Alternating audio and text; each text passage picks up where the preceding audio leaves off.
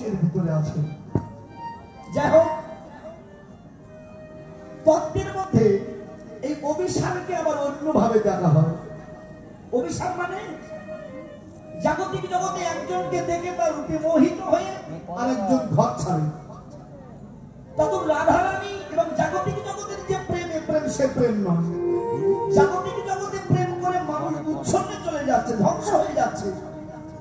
কিন্তু কৃষ্ণকে ভালোবেসেছিলেন রাধারানী। কোন ভালোবাসা, কোন স্থানে তিনি পৌঁছেছিলেন, তার অসাধারণ ব্যাখ্যাগুলো এই কীর্তনের ভিতরে আছে।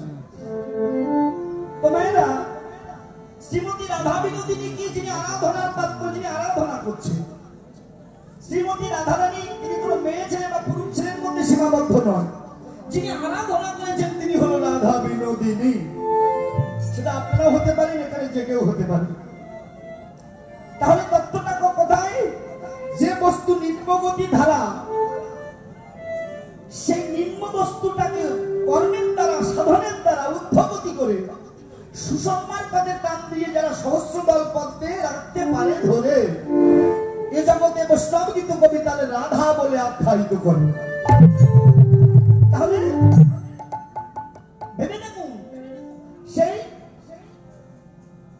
তত্ত্ব, সেই বস্তু বাস করায় এই সহস্রদল পদ্মে। তাহলে যে প্রত্যেক দিন মায়ার দ্বারা কামনায় বশীভূত হয়ে তারা ধ্বংসের দিকে ধাবিত হচ্ছে, সেই ধ্বংসের হাত থেকে যে নিজেকে নিবৃত করতে পেরেছেন তিনি হলো রাধা। রাধারানী কৃষ্ণ রূপে মোহিতা হয়ে তিনি কৃষ্ণ প্রাপ্তির জন্য অভিসার করেছিলেন। ভেবে দেখুন, আমরা সবাই সেই প্রেমের হাতে যাব বলে সবাই করি ছাড়ি, কিন্তু ত্রিবেণীর ঘাটে পড়ে অকালে দিক হারিয়ে আমরা সবাই ধ্বংস হয়ে যাচ্ছি, সেখানে পৌঁছাতে কেউ পারে না। তাহলে ভেবে দেখুন, শ্রীমতী রাধারানী কৃষ্ণের জন্য অভিসার করে রাসে মিলন হবে তার। এই অভিসারের দ্বারা, এই তত্ত্বের দ্বারা আমরা আস্বাদন করব যে কি করে সেখানে যাওয়া যায়। যদি আপনারা আস্বাদন করেন তাহলে আমি বলবো, কিন্তু এক্ষুনি দেখুন কেউ ঘুমাচ্ছে, কেউ ওই দিকে মাথা দিয়ে রেখেছেন। সত্যি প্রথম যখন এসেছিলাম আসলে মাত্র 2 জন ছিল, আর এইবার ধীরে ধীরে আস্তে আস্তে তাদের আনলাম। আবার আমি যখন এসেছি যাওয়ার পর এ বাবা খুব কষ্ট হয় এই সময় কীর্তনটা পরিবেশন করা। যাই হোক, তারপরে যৎকিঞ্চিত সময় কীর্তন আপনার চিত্ত নিবেশ করে আস্বাদন করবেন। যদি ভুল ত্রুটি হয় আপনার সাধুগুরু বৈষ্ণব নিজগুলি কৃপা করে ক্ষমা সুন্দর দৃষ্টিতে দেখবেন। জয় জয় শ্রী গুরু নিতাই গৌর সীতারাম দেবানন্দে হরি হরি বল।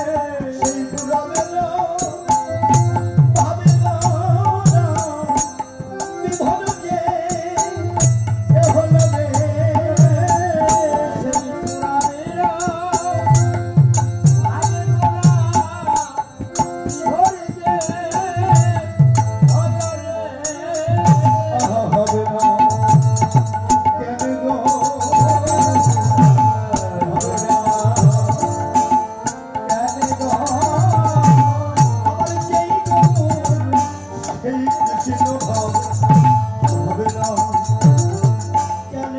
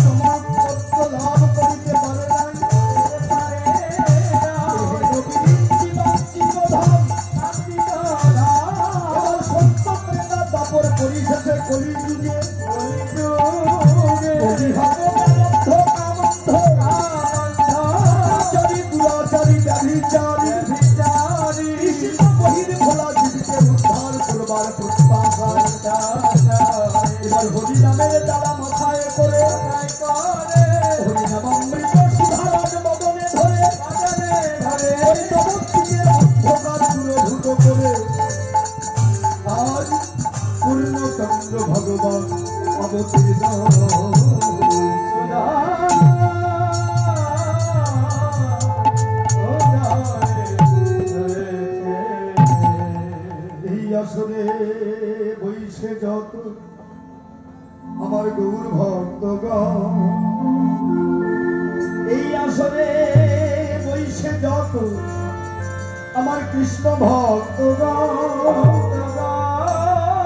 সবাকার পাদরে হোক আমার মস্তক ভূষণ এই হরিনাম এই কৃষ্ণ নাম আমাদের ভগবানে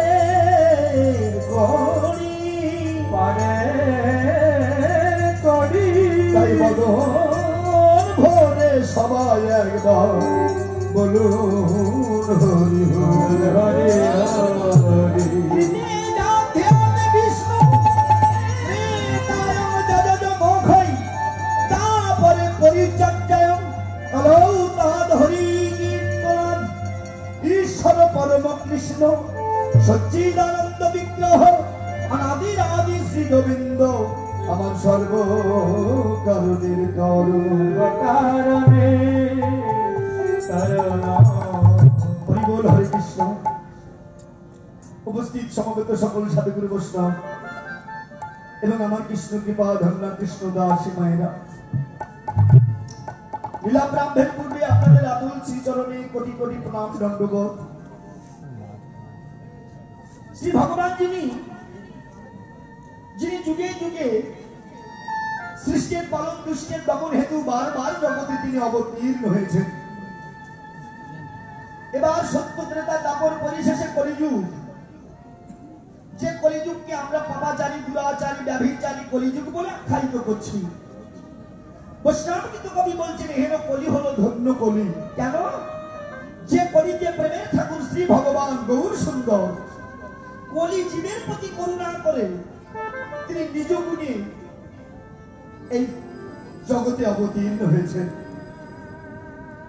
সত্য ত্রেতা দাপরের ভগবান, কলিতেও আমার সেই ভগবান এসেছেন, কিন্তু সত্য ত্রেতা দাপরের ভগবান আর কলির ভগবানের মধ্যে অনেক ডিফারেন্স আছে। যদি বলেন কেমন? সত্য ত্রেতা দাপরে ভগবান সৃষ্টির পালন দুষ্টের দমনের হেতু তিনি অস্ত্র ধারণ করেছিলেন, কিন্তু কলিতে তার সম্পূর্ণ উল্টো ধারণা। যিনি আগে ছিলেন দানী, এবার তিনি ভিখারী। যিনি পূর্বে ছিলেন দাতা, এবার তিনি গ্রহীতা। যিনি পূর্ব ছিলেন,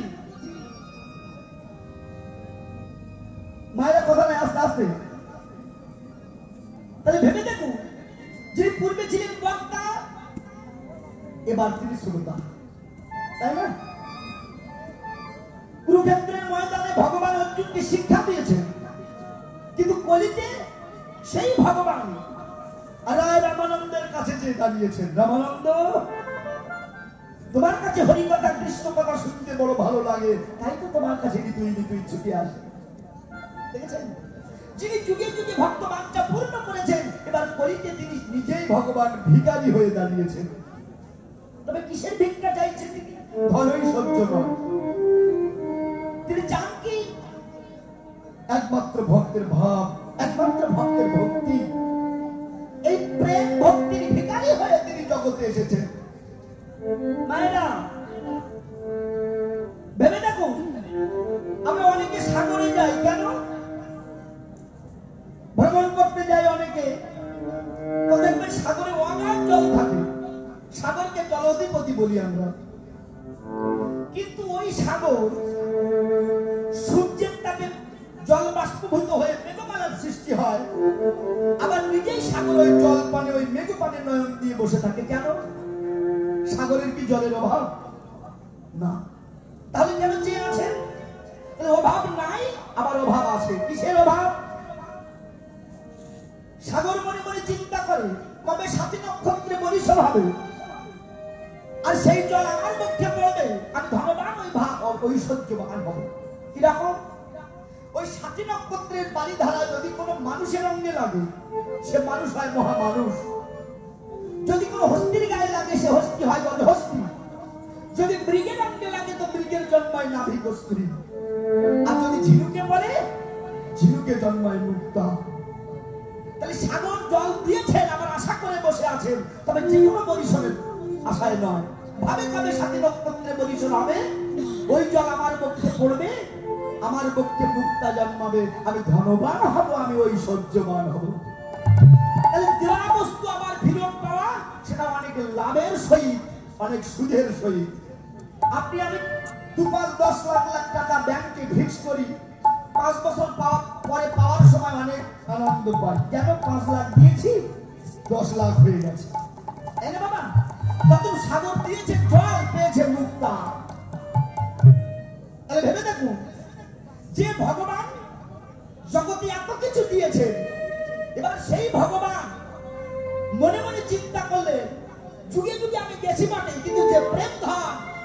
গোলকে গোপনে রেখেছিলাম, এই প্রেম ধন আমি জগতে কখনো বিতরণ করি নাই। এই প্রেম ধন আমার একান্তরা কখনো আস্বাদন হবে না। কি করা যায়? এই প্রেম ধন আমি জগতের দ্বারে দ্বারে, ভক্তের ধারে ধারে অযাচিত ভাবে বিতরণ করব। ভক্ত যদি আরাধনার দ্বারা, সাধনার দ্বারা যদি আমাকে কেউ অর্পণ করতে পারে, তবেই আমি ধন্য, তবেই আমি আনন্দ পাবো। তাই যে ভগবান এবার করুণা করে সেই প্রেম ধন অযাচিত ভাবে বিতরণ করেছে। শুধু যে নাম প্রচারের জন্য ভগবান এসেছিল তা নয়, তত্ত্বে বললেন বহিরাঙ্গে করে প্রভু নাম সংকীর্তন, আর অন্তরঙ্গ সঙ্গে করে সেই প্রেম ভক্তি আস্বাদন। আমি ধর্ম ঐশ্বর্যের ভিখারি নই, আমি একমাত্র প্রেম ভক্তির ভিখারি। কি যে প্রেম ভক্তি দিয়ে আমাকে ডাকে, যদি কেউ ভালোবেসে আমাকে ডাকে, আমি ভগবান সেই ভক্তের চরণে দাস হয়ে যাই। ভক্তির দাস তো ভগবান। যদি কারো ভক্তি থাকে, আমার ভগবান তার চরণের দাস হয়ে যায়। মায়েরা, আপনারা জানেন একবার নারদ মুনি ভগবানকে প্রশ্ন করেছিল, ভগবান আমি তোমার সবচেয়ে উৎকৃষ্ট ভক্ত। ভগবান বলেছিল, নারদ তুমি একটা আমাকে কাজ করে দেবে? বলছে হ্যাঁ দেবো। বলো কি কাজ? শোনো, আমি তোমাকে এক বাটি সরিষার তেল দেবো। এই এক বাটি সরিষার তেল নিয়ে তুমি 50 হাত যাবে, আর 50 হাত আমার কাছে আসবে। খবরদার যেন এক ফোঁটা পড়ে না যায়। নারদ বলছে প্রভু এ তো সোজা কাল, দাও করে দিচ্ছি। ওই এক বাটি সরিষার তেল নিয়ে তিনি পা টিপে টিপে 50 হাত গেছে, আবার পা টিপে টিপে 50 হাত এসেছে। এসে লাভ দিয়ে উঠেছে, প্রভু এই দেখো তোমার কাজ হয়ে গেছে, এক ফোঁটাও পড়েনি। ভগবান বলছে নারদ এই যে 50 হাত গেলে আর 50 হাত আমার কাছে এলে, এর মধ্যে কবার তুমি আমাকে ডেকেছিলে? বলছে প্রভু একবারও ডাকিনি। কেন ডাকিনি? এই তেল সামলাতে গিয়ে প্রভু তোমার কথা আমার মনে ছিল না। ভগবান বলছে নারদ শুধু এক বাটি সরিষার তেল ঠেকাতে গিয়ে তুমি আমার কথা ভুলে গেছো। কিন্তু আমার ভক্তরা সংসারে থাকে, সকল কর্ম করে, সকল কর্মের মাঝে তো একবার হরি বলে ডাকে। যারা সকল কাজের মধ্যে মাঝে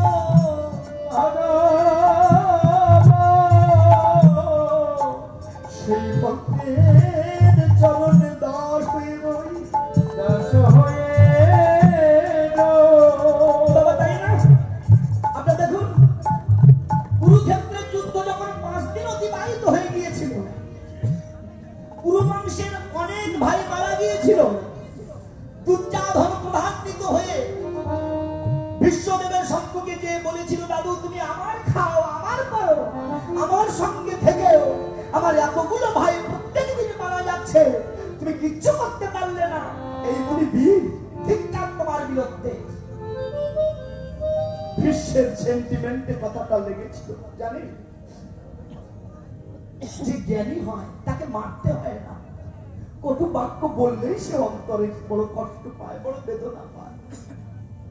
বিশ্ব নয়ন জলে ভেসে বলেছিল দুর্যোধন এতক্ষণ খেতে দিয়ে তুই আমাকে এমন করে বললি। শোন, এ দোষ তোর নয়, এ দোষ আমার। কেমন? আমি জেনে শুনে কুসঙ্গ করেছিলাম।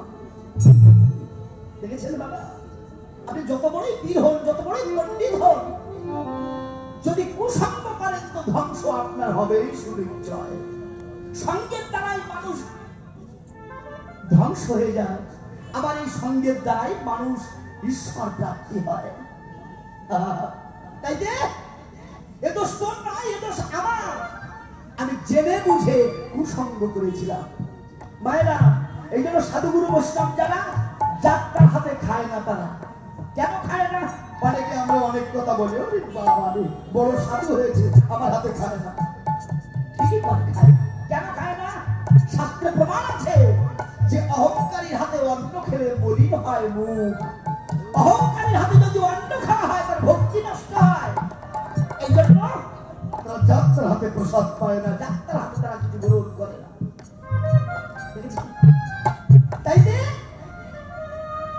বিশ্ব ডেকে বলল, শোন দুর্যোধন, তুই যদি দুটো খেতে দিয়ে আমাকে এমন করে যখন বললি আমার কথা দিবি, যা রাত 12টার সময় আমি ধ্যানে বসবো, তুই তোর স্ত্রীকে আমার কাছে পাঠিয়ে দিবি, আমার চরণে প্রণাম করবে, আমি তাকে আশীর্বাদ দেবো, তোর একটা ভাইও আর বলবে না।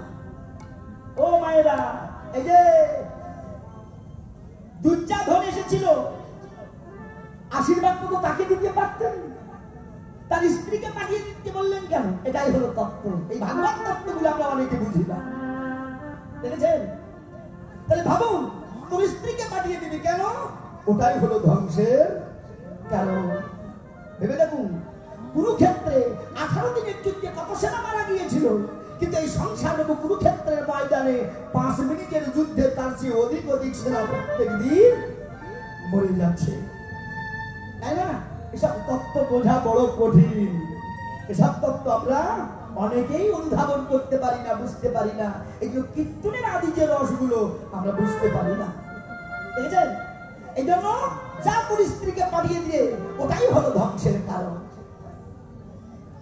কিন্তু একটা কথা আছে না, যেজন যুবতী কুলবতী সতী সতী সুশীল সমতী তার, হৃদয়ের মাঝে নায়ককে লুকাইয়ে ভবনদী হবে পার। কিন্তু ব্যভিচারী নারী না হবে কান্ডারী নায়ক তেলিয়া যাবে, এমন রমণীর সঙ্গ করিলে তার পুরুষ ধর্ম যাবে। যেই মাত্র যে দুর্যোধন ডেকে বলল, শোনো আমাদের আর কোনো ভয় নাই, দাদু রাত 12টার সময় ধ্যানে বসবে, আমার কথা নিও, ধীরে ধীরে তুমি দাদুর চরণে যে প্রণাম দেবে, দাদু তোমার আশীর্বাদ দেবে, আমার একটা ভাইও আর মরবে না। যেই মাত্র এই কথাটা শুনেছিলেন, দুর্যোধনের স্ত্রী অট্টহাসি দিয়ে বলেছিল, তোমাকে স্বামী ভাবতে আমার লজ্জা অনুভব হচ্ছে। কেন? শোনো, যে দাদু সারা জীবন বিবাহ করলো না, আমি একটা যুবতী নারী রাত 12টার সময় আমি তার কাছে যাব, যদি আমাকে পেয়ে কোনো দুর্ঘটনা ঘটায়, তোমার কাণ্ড জ্ঞান আছে? আমি যাব না। যাইনি, গেল না। এই সুযোগটা ভগবান নিয়েছিলেন। এ বাবা, এই সুযোগে ভগবান দ্রৌপদীর কাছে গিয়ে বলেছিল, দ্রৌপদী কে? আমি কৃষ্ণ, প্রভু দয়াময়। এতদিন বাদে এই দাসীর কথা তোমার মনে হয়েছে, এসেছো আমার কাছে। ভগবান ডেকে বলছে, দ্রৌপদী চলো আমার সঙ্গে। কোথায়? আমি যেখানে নিয়ে যাই, যাবে না আমার সঙ্গে? দ্রৌপদী কেঁদে বলেছিল, দয়াময়, শিশুকাল থেকে এই যৌবন কাল অবধি এই দেহ, এই মন, এই প্রাণ সবই তো আমি তোমার চরণে অঞ্জলি দিয়েছি, আমার বলতে তো আমি কিছুই রাখিনি। প্রভু বলো, তুমি আমাকে কোথায় নিয়ে যাবে?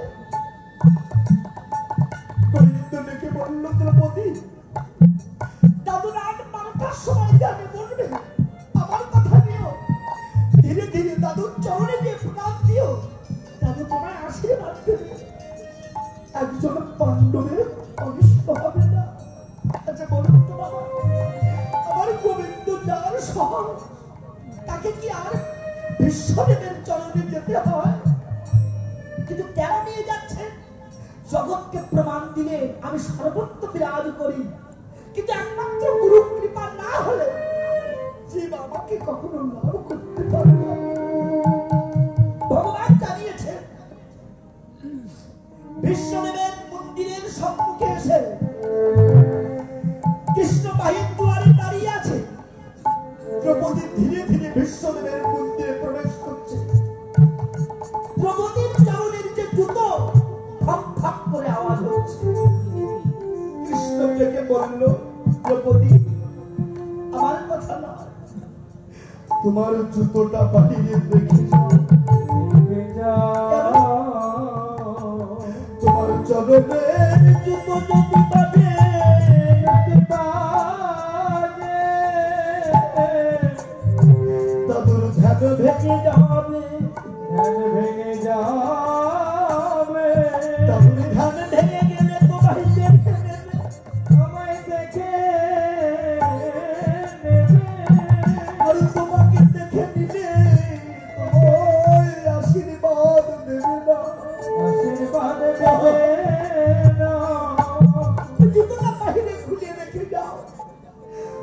অমনি জুতোটা বাইরে খুলে যখন প্রবেশ করছে আমার ভগবান কৃষ্ণ ধীরে ধীরে যে দ্রৌপদীর ওই জুতোখানা হৃদয়ের মাঝে জড়িয়ে ধরেছে। যদি নয়ন জলে ভেসে যে ভগবান মনে মনে বলছে বহুদিন আশা ছিল ভক্তের চরণ ধরে আমাকে মানব, আজ এতদিনে আশা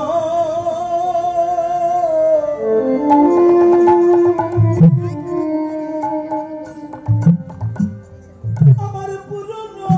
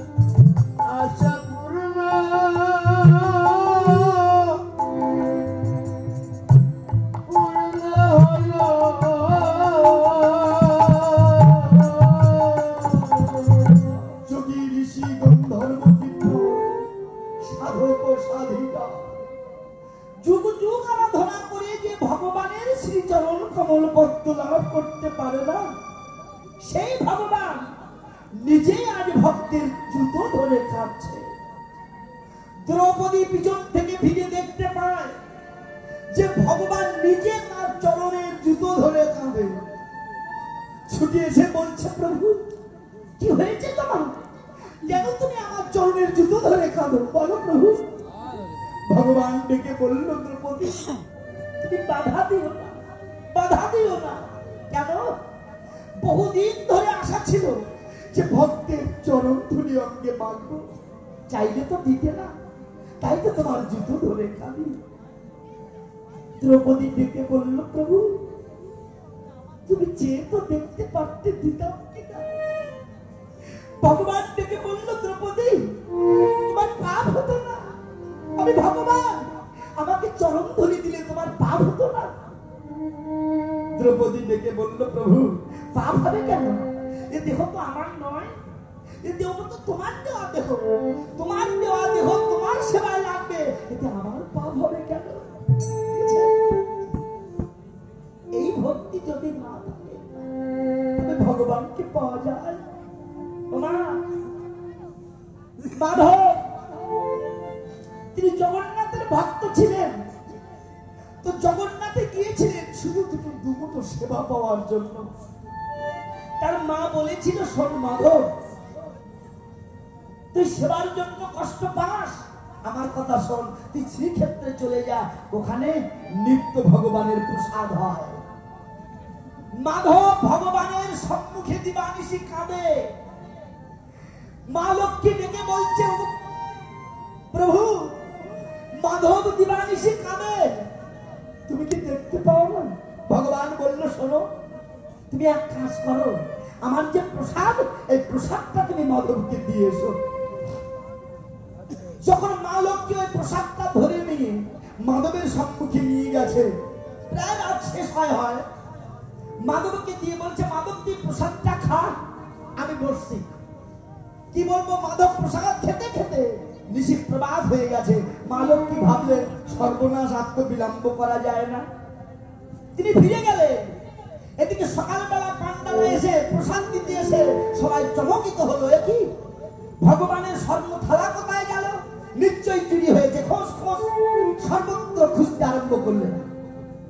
খুঁজতে খুঁজতে দেখা যায় মাধব বৃক্ষ মূলে বসে বসে সেই প্রসাদ আস্বাদন করে সেই থালাখানা বক্তি জড়িয়ে ধরে বসে বসে ভগবানকে ডাকে। সবাই মাধবকে চোর ভেবে মাধবকে আঘাত করল। জানেন, ভগবান রাত্রে আদেশ করলো, রে তোরা একই করেছিস, আমার মাধবের অঙ্গে আঘাত করেছিস, আমি সব সইতে পারি, কিন্তু ভক্ত অঙ্গে ব্যথা লাগলে আমি সইতে পারি না। সেদিন থেকে মাধবকে নিত্য নিত্য সেবা দিত। সেই মাধব যখন কালক্রমে বৃদ্ধ হয়ে গেল, জানেন তার প্রচন্ড আমাশা হলো। যখন আমাশা হলো, মাধব পায়খানা করতে গেলে আর উঠতে পারে না, শৌচ ক্রিয়া করতে পারে না। এই কষ্টের মধ্যে যখন মাধব কাঁদে, ভগবান নিজে জগন্নাথ জলের ঝাড়িখানা নিয়ে পিছন দিক থেকে শৌচকৃত্য করে দিচ্ছে। মাধব ডেকে বলছে, কে গো তুমি? আমার তো এমন বান্ধব জগতে কেউ নাই, এমন নোংরা কাজ করছো তুমি কে? ভগবান ডেকে বলল, মাধব কে বলেছে তোমার কেউ নাই? শোনো, পৃথিবীতে কেউ নাই যার আমি ভগবান। মাধব কেঁদে বলল, প্রভু এই নোংরা কাজ তুমি করছো, তুমি তো চাইলে আমার এই রোগটা ভালো করে দিতে পারো, তাহলে তো তোমার আর এই কাজ করতে হয় না। দেখেছেন, ভক্তের যদি ভক্তি থাকে, ভগবানও সেই ভক্তের চরণের দাস হয়ে যায়। তাই একমাত্র ভক্তি চাই, প্রেম চাই। ভক্তি প্রেম ছাড়া ভগবানকে প্রভু পাওয়া যায় না। সেই ভগবান এবার শ্রীধাম নবদ্বীপের মাঝে অবতীর্ণ হয়ে কলিজীবের দ্বারে দ্বারে সেই হরিনাম কীর্তন করছে। আরে অভিনয়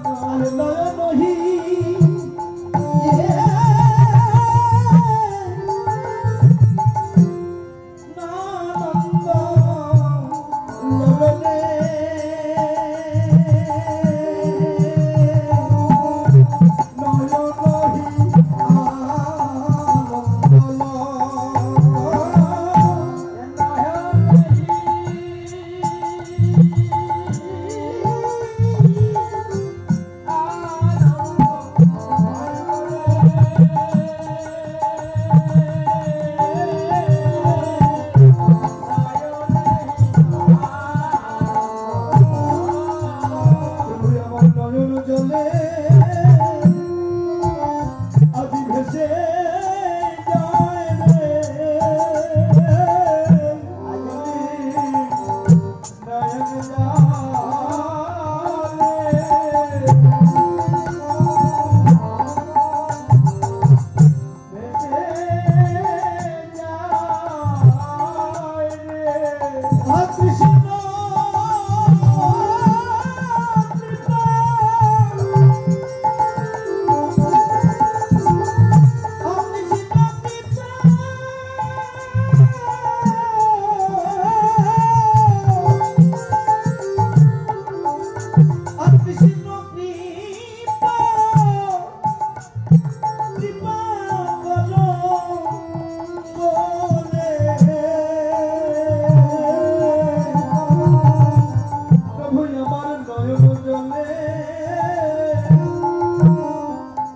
নয়ন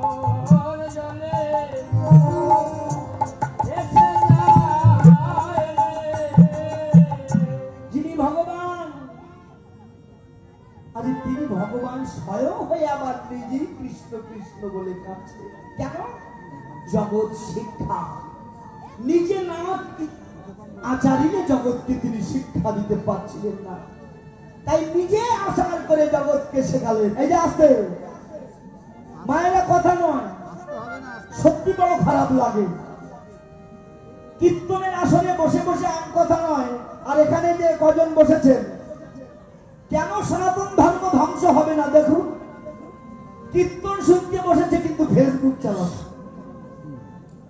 কি করে পারবেন বলুন তাহলে কীর্তনে কি এর লক্ষ্য আছে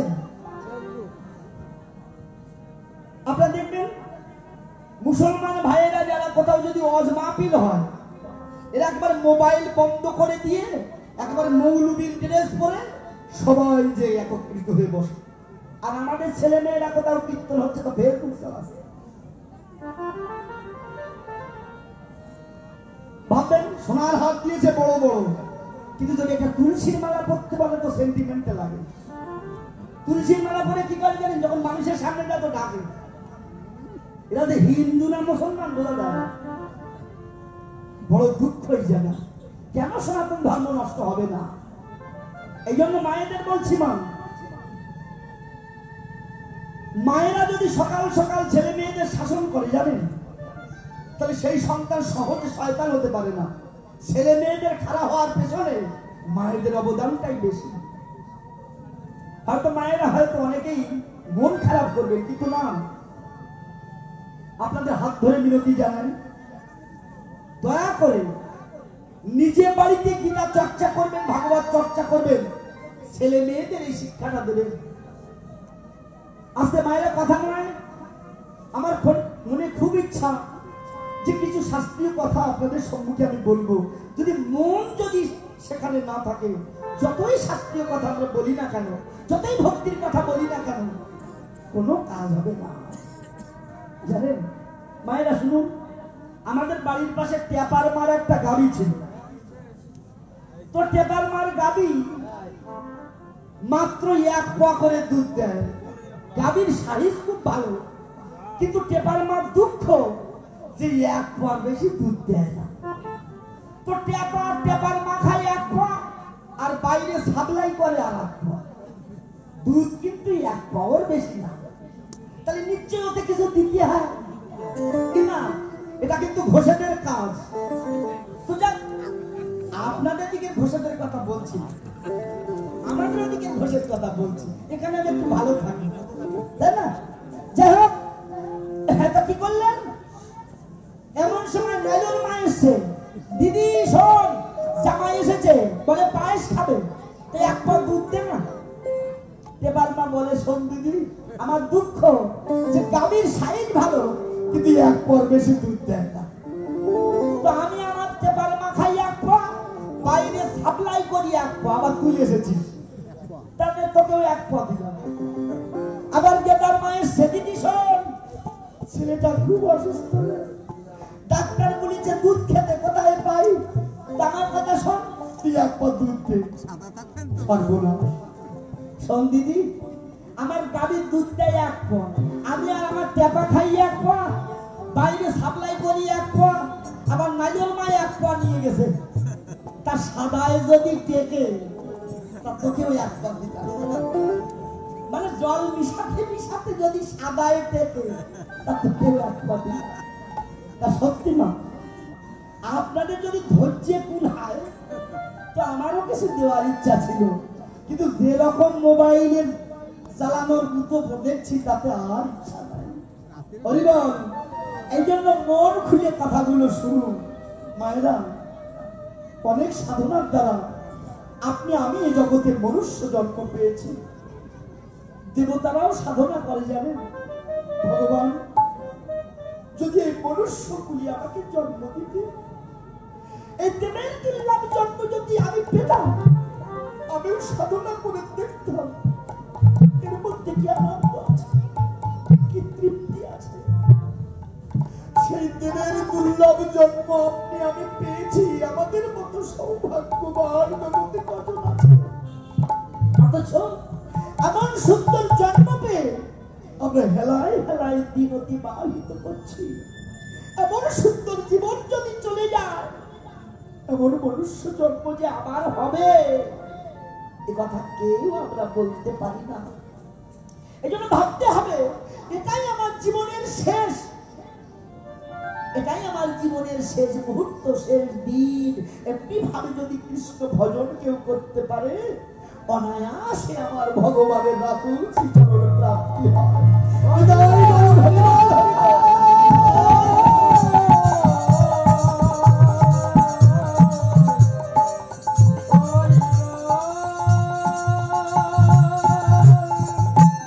তাই যখন কুরুক্ষেত্রের যুদ্ধ সমাপ্ত হয়েছিল,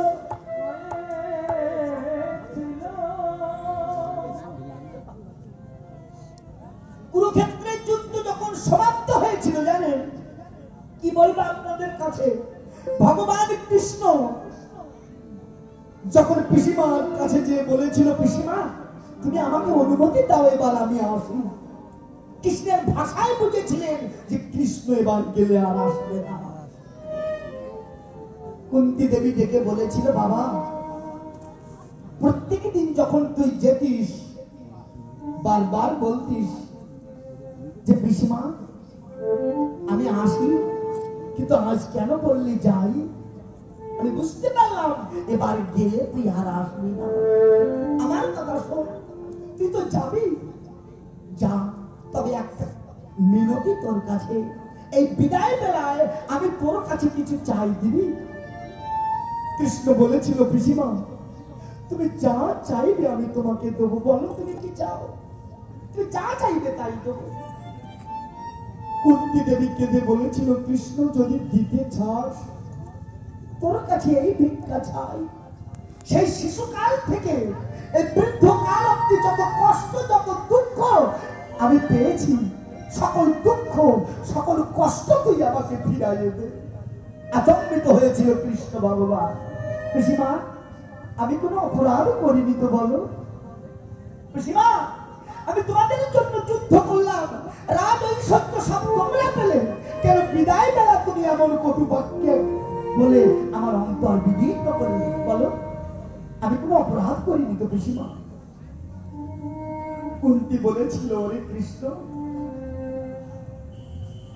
তুই ভগবান, তুই সব জানিস, আমি কিছু জানি না। ওরে, এতদিনে বুঝলাম যে বিষয়ের মাঝে কবু কৃষ্ণ নয়, বিষয়ের দূরে কৃষ্ণ জানি হলে এতদিনে বুঝালি যে ধন ঐশ্বর্যের মাঝে কখনো কৃষ্ণ ভক্তি হয় না।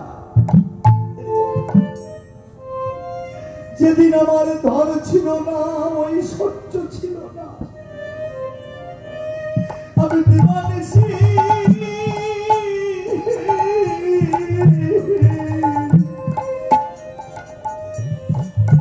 আমি কৃষ্ণ কৃষ্ণ বলে কেঁদেছি, কৃষ্ণ বলে কেঁদেছি, আমার ছেলেরা বনে বনে কেঁদেছে। সেদিন আমার ধন ছিল না, ঐশ্বর্য ছিল না, কিন্তু কিছু না থাক, ভগবান তুমি তো আমার সঙ্গে ছিলে।